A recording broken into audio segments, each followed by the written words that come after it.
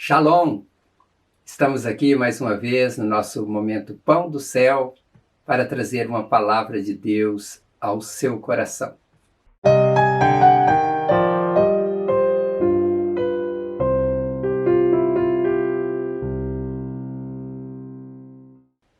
O tema da mensagem de hoje é: não fique na caverna, ela pode ser o seu fim. Você já foi parar em alguma caverna durante a sua vida?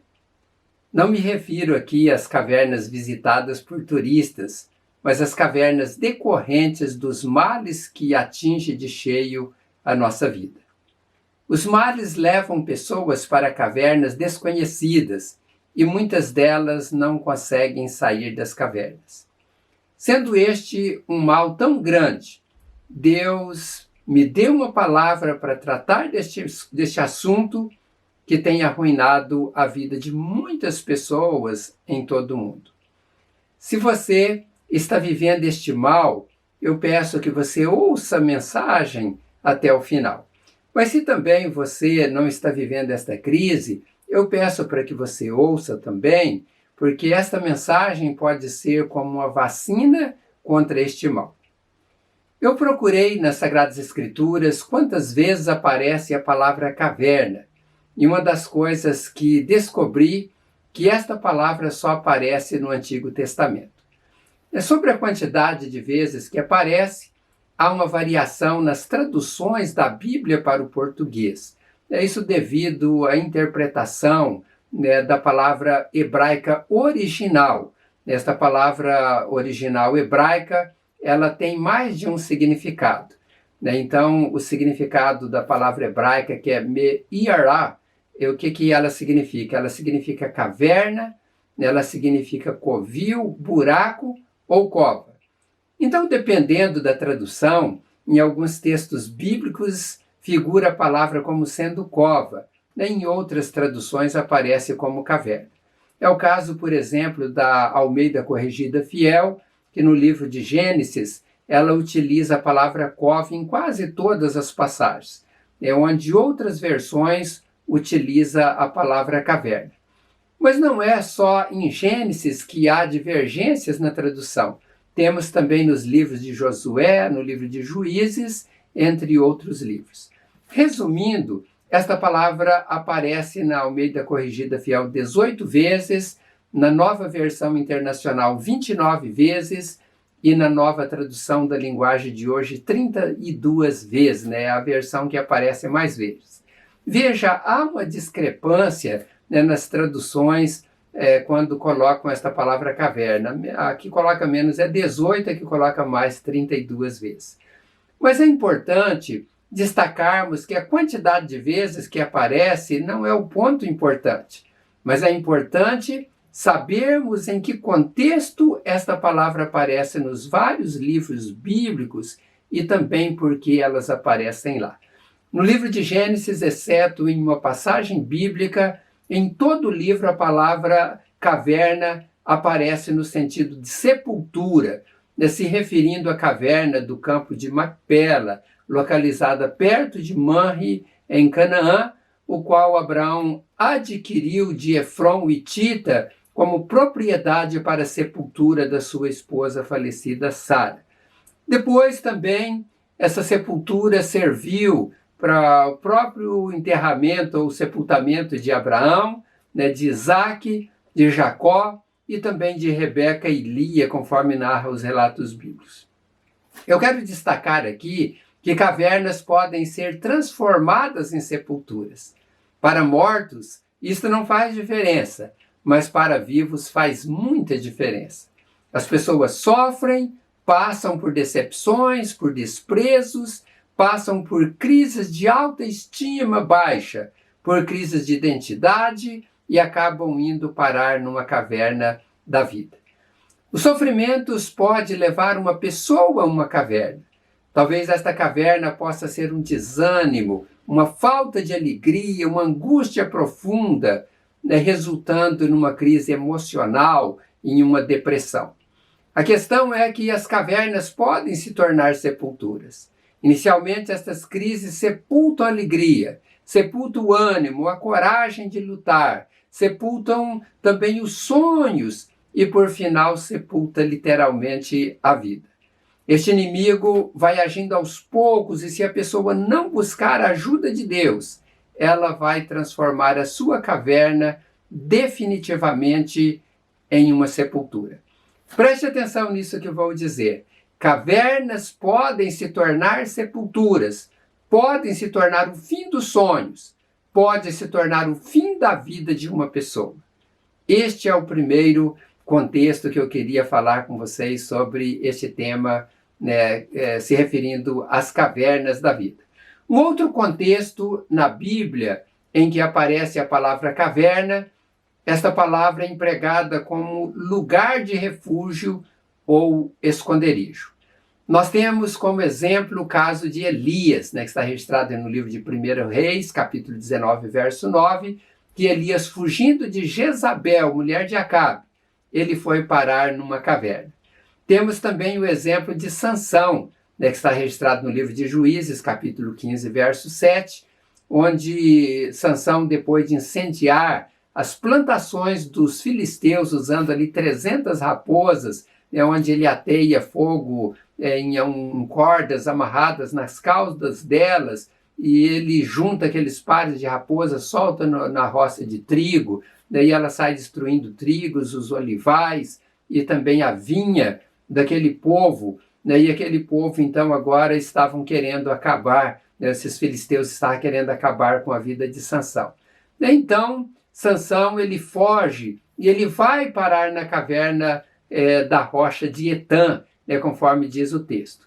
E nós temos também, por final, a fuga de Davi, fugindo de Saul, rei Saul, e ele foi parar na caverna de Adulão, conforme está registrado no livro de 1 Samuel, capítulo 22, verso 1. Vejam que ameaças fazem pessoas ir parar em cavernas. Hoje tem muitas pessoas em cavernas por causa de doenças, de crises financeiras, de crises conjugais e também de tantas outras crises. Diante destas crises, pessoas acham que esconderijo em uma caverna vão se livrar desses problemas. Mas como eu disse no início, cavernas podem se transformar em sepulturas. Nunca devemos ir para cavernas, mas se um dia alguém chegar no fundo de uma caverna ou lá dentro de uma caverna, essa pessoa não pode permanecer nela. É preciso sair de lá rapidamente. É preciso pedir a ajuda de Deus para que Ele ajude tal pessoa a sair da caverna. Estou me referindo, se alguém vai parar numa caverna, você precisa desesperadamente pedir a ajuda de Deus para sair de lá. Então este é o segundo contexto de cavernas. É onde pessoas foram para elas, tentando esconder, escapar de algum mal. Mas nós vemos que em todas elas isso não foi a solução para o problema destas pessoas citadas. Por final, eu quero falar do terceiro contexto em que aparece a palavra caverna na Bíblia. Se trata de um contexto onde a caverna se tornou uma prisão. Isso está registrado no livro de Josué, no capítulo 10. O texto ali mostra a história de 5 reis amorreus que se levantaram contra Gibeon, e o rei de Gibeon pede ajuda para o Josué, e Josué, com a aprovação de Deus, ele pega o seu exército, convoca seu exército, e ele contra-ataca esses 5 exércitos desses reis dos amorreus.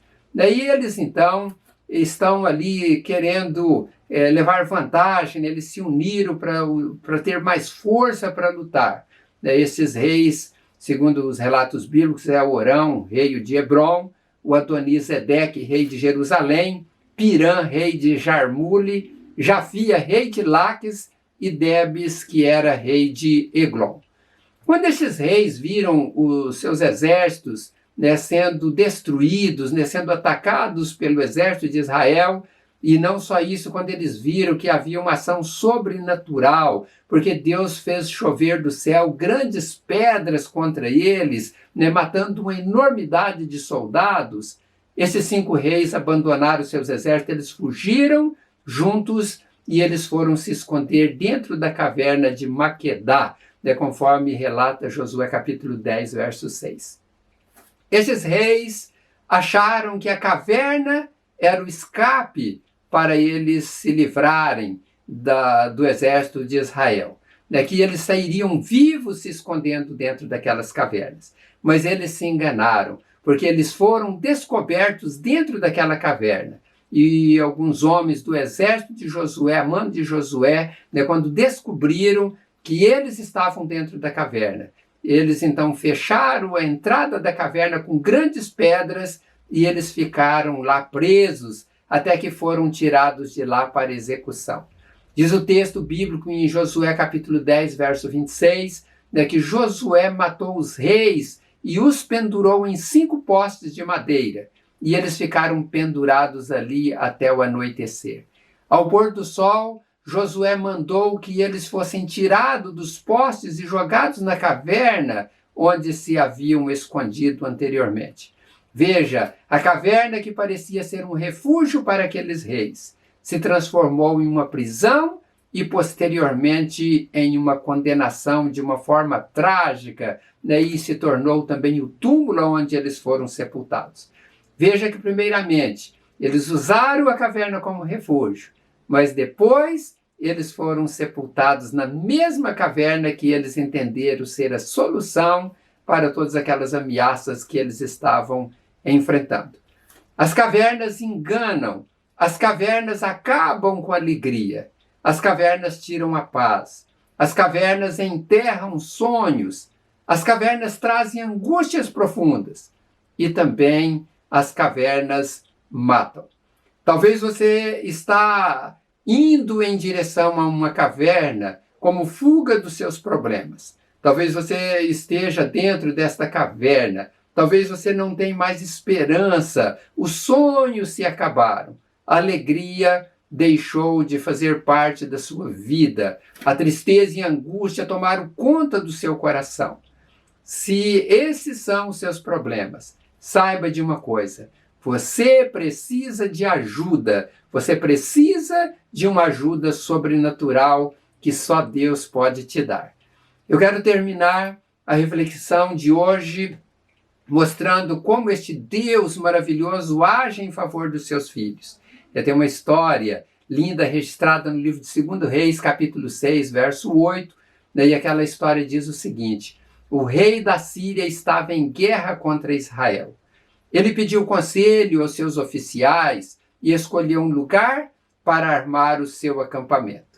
Mas o profeta Eliseu mandou um recado ao rei de Israel, avisando-lhe que não fosse para perto daquele lugar, pois os sírios estavam ali esperando, escondidos, para atacá-lo. Então o rei de Israel avisou os homens que moravam naquele lugar, e eles ficaram alerta. Isto aconteceu várias vezes. O rei da Síria ficou muito aborrecido. Então chamou os seus oficiais e lhes perguntou: qual de vocês está do lado do rei de Israel? Um deles respondeu: nenhum de nós, ó rei. O profeta Eliseu é quem conta ao rei de Israel tudo o que o Senhor fala, até mesmo dentro do seu próprio quarto. Então o rei ordenou: descubram onde ele está, que eu o prenderei. Contaram-lhe a Eliseu, que Eliseu estava em Dotã. E ele mandou para lá uma grande tropa de soldados com cavalos e carros de guerra. Eles chegaram de noite à cidade e o cercaram. No dia seguinte, cedinho, o empregado de Eliseu levantou-se e saiu de casa. Aí viu as tropas sírias com seus cavalos e carros de guerra cercando a cidade. Então entrou em casa e disse a Eliseu: Senhor, nós estamos perdidos. O que vamos fazer? Eliseu disse: não tenha medo, pois aqueles que estão conosco são mais numerosos do que os que estão com eles. Então orou assim: ó Senhor Deus, abre os olhos do meu empregado e deixa que ele veja. Deus respondeu a oração dele. Aí o empregado de Eliseu olhou para cima e viu que ao redor de Eliseu o morro estava coberto de cavalos e carros de fogo. Meus amigos e minhas amigas, Eliseu poderia ter fugido para uma caverna, mas ele não fugiu. Ele ficou descansando em sua casa, ele tinha fé em Deus, ele acreditava no poder de Deus, ele cria que Deus poderia lhe proteger. Aqui nós vemos duas atitudes diferentes. Uma do servo de Eliseu, que não conseguia ver a ação de Deus. Ele diz para Eliseu: Senhor, nós estamos perdidos, o que vamos fazer? Ele se vê perdido, e não só isso, ele ainda inclui na sua fala que Eliseu também estava perdido. Ele diz: nós estamos perdidos. Este é o caso de muitas pessoas que, diante das ameaças, leva outras pessoas a acreditar que tudo está perdido. Estas são as pessoas que, diante dos problemas, fogem e vão parar nas cavernas da vida. Mas nós temos o segundo exemplo, que é o exemplo de Eliseu. Eliseu confia em Deus, ele espera em Deus, ele não se desespera diante da grande ameaça que o cercava. Ele não coloca seu servo em pânico, ele ora a Deus para Deus abrir os olhos do seu servo, que estava incrédulo, para que ele pudesse ver Deus agindo. Esta é a atitude que devemos ter diante dos problemas. Diante das ameaças, que surgem a todo tempo diante de nós. E nós precisamos, então, agir como Eliseu, que estando diante da ameaça de um rei, do rei da Síria, ele não foi para uma caverna, ele não temeu o inimigo, ele continuou descansando em sua casa, ele continuou com paz em seu coração, confiando na ação divina. E o resultado disso é que Deus enviou seu exército poderoso para lutar em favor de Eliseu. Eu gosto muito de uma palavra registrada no Salmos, capítulo 34, versos 7 e 8. De acordo com a Almeida Corrigida Fiel, o texto lá diz o seguinte: o anjo do Senhor acampa-se ao redor dos que o temem e os livra. Provai e vede que o Senhor é bom. Bem-aventurado o homem que nele confia. Na verdade, é bem-aventurado a mulher, todas as pessoas, homens, mulheres, jovens, crianças, idosos, bem-aventurados são todos aqueles que confiam no Senhor.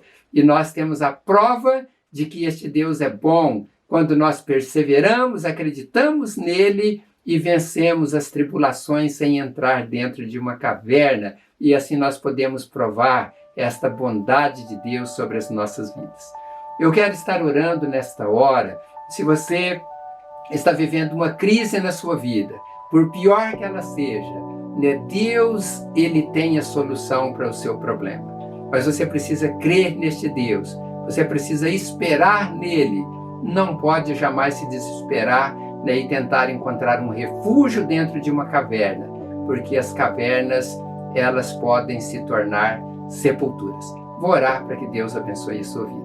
Eu te agradeço, a Deus, por esta palavra que o Senhor me trouxe, ou que o Senhor trouxe a estas pessoas através da minha vida. Ó Deus, eu te agradeço porque o Senhor tem sido generoso para conosco e tem mostrado, Deus, as verdades das Sagradas Escrituras que têm edificado as nossas vidas. E eu peço em nome de Jesus que o Senhor abençoe estas pessoas, Pai, em especial estas que estão vivendo crises profundas em suas vidas. Talvez, ó Deus, pessoas querendo tirar a própria vida, pessoas, ó Deus, querendo sair de casa, pessoas querendo sumir no mundo por conta dos problemas, dos desprezos, das lutas que elas têm enfrentado. Coloque as tuas mãos, Pai, repreenda toda a força do mal e ajude esta pessoa a crer no Senhor e esperar no Senhor, porque, como diz a tua palavra, aqueles que esperam no Senhor renovarão as suas forças. Que todas estas pessoas tenham forças renovadas pelo Senhor para enfrentar os males e provar, ó Deus, a bondade do Senhor quando eles atravessarem por essas tempestades da vida. Seja com eles, Pai, abençoe onde estiverem, abençoe também o trabalho, a renda, o pão de cada dia, e dai, ó Deus, saúde plena e a tua proteção. Esta é a minha oração em nome do Senhor Jesus. Amém. Que Deus abençoe grandemente a sua vida, e estou feliz de que você esteja com a gente mais uma vez aqui no Momento Pão do Céu, e se Deus permitir, logo estaremos de volta. Não esqueça de se inscrever no canal que nós temos aí para anunciar a Palavra de Deus, você vai fortalecer o canal, e também não esqueça de multiplicar esta mensagem compartilhando nas redes sociais com seus amigos e suas amigas, e eu sei que você vai abençoar pessoas e Deus vai abençoar o seu coração. Então, um grande abraço e até em breve, se Deus assim permitir.